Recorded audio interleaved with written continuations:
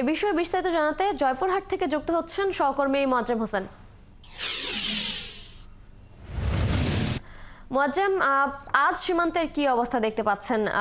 বেড়া নির্মাণ প্রসঙ্গে কি বলছেন স্থানীয়রা?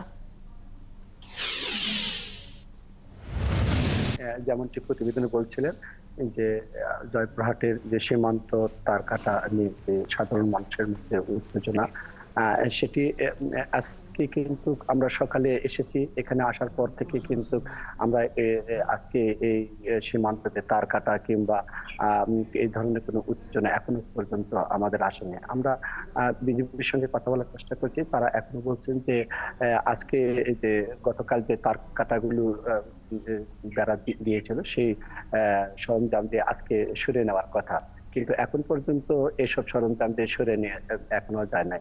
আপনি জানেন, আপনাকে বলে রাখি যে জয়পুরহাটে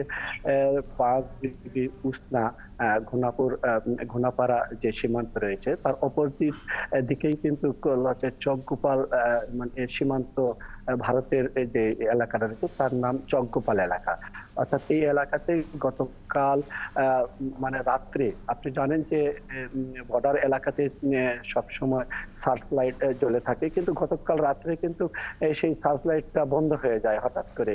স্থানীয়রা যেটি বলছিলেন, বন্ধ হওয়ার পর থেকে কিন্তু সারা রাত তারা তার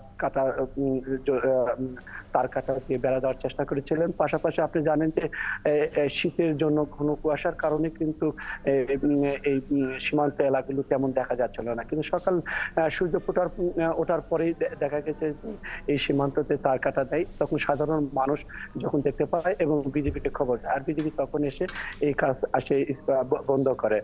আপনি জানেন যে জয়পুরহাটে আজকে শুধু এই উসনা আজকেই নাই, গত 19শে আগস্ট কিন্তু এই এই সীমান্ততে কিন্তু তার কাটা দেওয়ার কিন্তু দেওয়ার চেষ্টা করেছিল।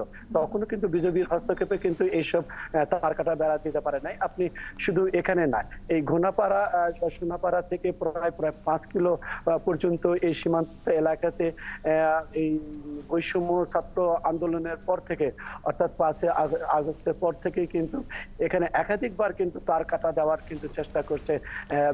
মোয়াজ্জেম, ধন্যবাদ আপনাকে। আপনি সেখানে থাকবেন এবং এই বিষয়ে আরো খোঁজ খবর রাখতে থাকুন। পরবর্তীতে আমরা আবারও আপনার সাথে যুক্ত হব।